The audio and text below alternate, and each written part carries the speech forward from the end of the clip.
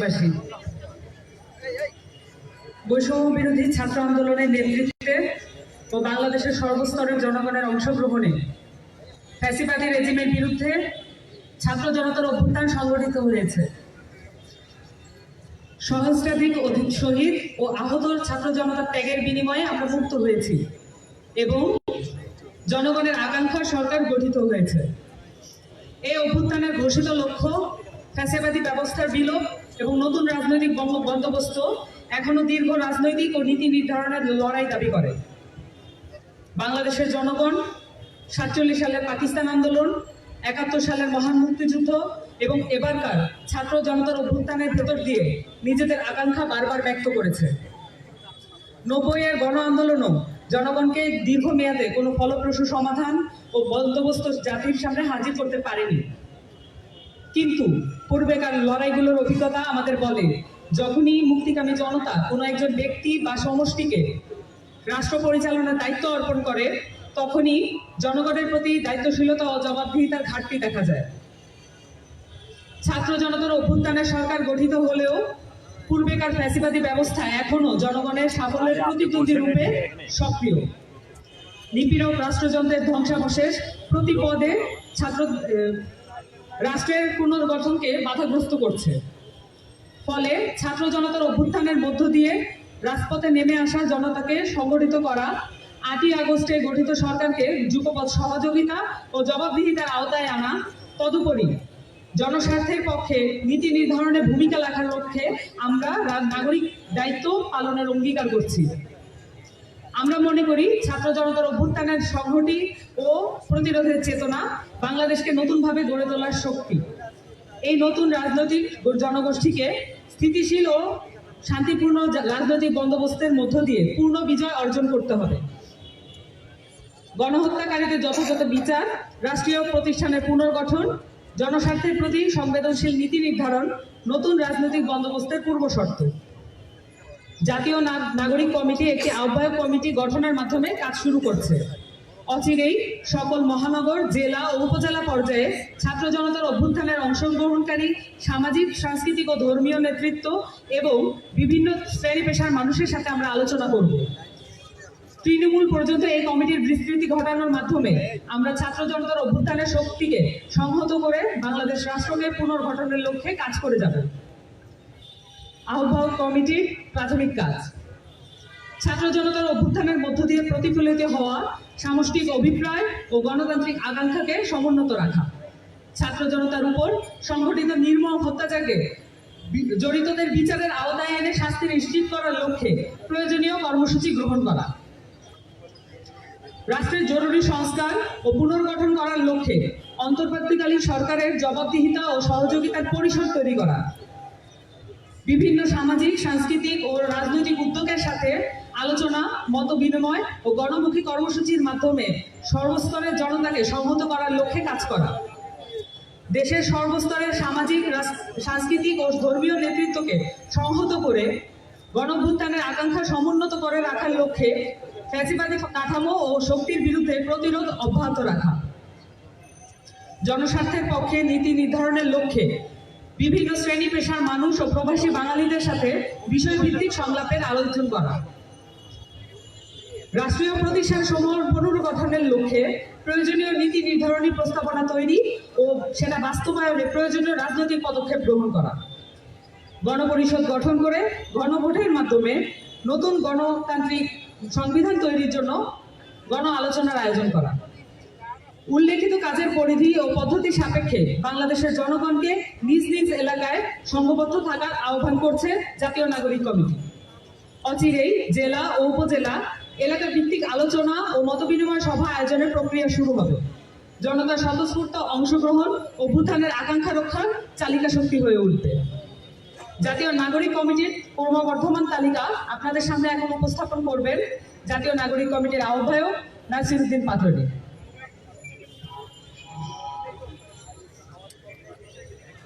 আসসালামু আলাইকুম। আমি মোহাম্মদ নাসিরউদ্দিন, জাতীয় নাগরিক কমিটির আহ্বায়ক হিসেবে থাকছি। আমার সাথে সদস্য সচিব হিসেবে থাকছেন আফতার হোসেন, আর আমার সাথে মুখপাত্র হিসাবে সামান্তা শারমিন থাকছেন। আমাদের যত পরিধি রয়েছে, আলোচনা রয়েছে, সবকিছুই আমাদের ভ্যালিডিটি বা অথরাইজ যে সিগনেচার হবে, মিডিয়া কর্মীদের সাথে আমাদের সামান্তাপুর সাথে কথা হবে এবং আমাদের নাগরিক কমিটির যত বক্তব্য যাবে সবকিছু সামান্তা শারমিনের মাধ্যমেই। অতিরিক্ত যে কোনো বক্তব্য অন্য কোনো সদস্যের মাধ্যমে গেলে আপনার সেটা লায়াবল থাকবো না। সেটা হলো সবকিছুর মধ্যে সামান্তা শারমিনের মাধ্যমে বক্তব্য যাবে।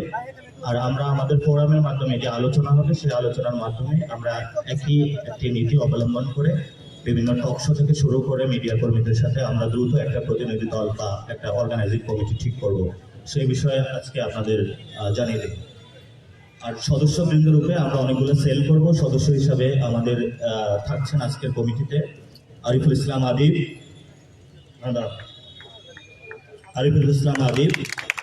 জাহাঙ্গীরনগর বিশ্ববিদ্যালয়ে পড়াশোনা করেছেন। আমাদের সাথে থাকছেন আরো সাইদ মুস্তাফিজ, আমাদের সাথে থাকছেন মনিরা শারমিন, আমাদের এই কমিটিতে থাকছেন নাহিদা সারোয়ার চৌধুরী, এই কমিটিতে থাকছেন সারোয়ার তুষার,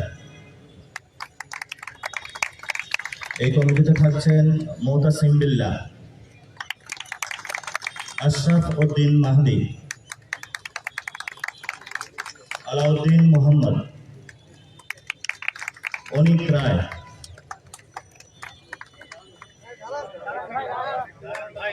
দাঁড়ান দাদা, আচ্ছা অনিক রায় দাদা দাঁড়াচ্ছে না, বসে দেখা যাচ্ছে, জাভেদ রাসিল, মোহাম্মদ নিজামউদ্দিন,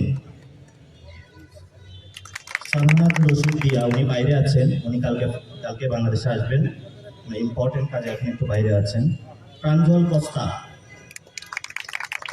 মইনুল ইসলাম তুহিন, আব্দুল্লাহ আল আমিন, হুজাইফা ইবনে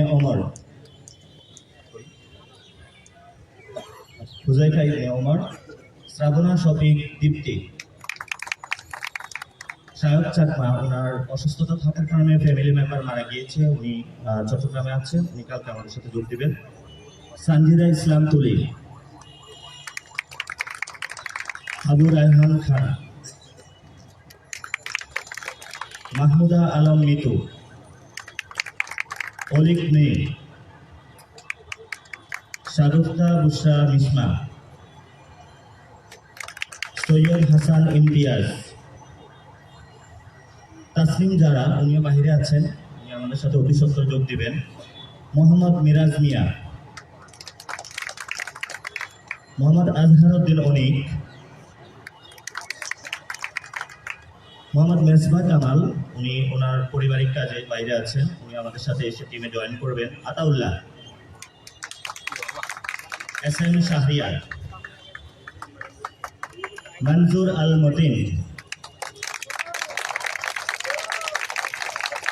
প্রীতম দাস, উনি এখন এসে পৌঁছান নাই, পথে আছেন। তাজনুবা জাবিন, অর্পিতা শ্যামাদেব, মাজহারুল ইসলাম, সালেউদ্দিন সিফাত, মুশফিকুস সালিহিন, তাহসিন রিয়াজ, হাসান আলী খান, মোহাম্মদ আব্দুল আহাদ, ফয়সাল মাহমুদ শান্ত, মশিউর রহমান, আতিক মুজাহিদ, তানজিল মাহমুদ, আব্দুল্লাহ আল মামুন ফয়সাল, মোহাম্মদ ফরহাদ আলম ভুঁইয়া, এস এম সুজা, মোহাম্মদ আরিফুর রহমান, কানেতা ইয়ালামলাম, উনিও বাহিরে আছেন, উনি আমাদের মধ্যে এক সপ্তাহের মধ্যে যোগ দিবেন। সৈয়দা আক্তার, আমাদের শহীদ ফ্যামিলি থেকে থাকছেন সৈয়দা আক্তার, আমাদের শহীদ ফ্যামিলি থেকে থাকছেন স্বর্ণা আক্তার, আমাদের থাকছেন সালমান আল মুক্তাদির, উনি এখন এসে পৌঁছান নাই, চিটংয়ে উনি একটা শুটিং এর কাজে ব্যস্ত আছেন। আমাদের সাথে আরো থাকছেন আকরাম হোসেন, হাফেজ আকরাম হোসেন। আচ্ছা, আপনাদের কাছে প্রেস রিলিজটা চলে যাবে, তবে এর পূর্বে কিছু কথা আপনারা জানেন যে 5 তারিখে বাংলাদেশে একটি গণ অভ্যুত্থান হয়েছিল। সেই গণ অভ্যুত্থানে ছাত্রদের নেতৃত্বে বাংলাদেশের সকল জনতা অংশগ্রহণ করে এক দফা দাবিতে ঐক্যবদ্ধ হয়েছিল। সেই দফাটা অনেকেই জানেন, অনেকেই জানেন না। স্মরণ করিয়ে দিচ্ছি, ফেসিবাদী ব্যবস্থার বিলোপ এবং নতুন রাজনৈতিক বন্দোবস্ত।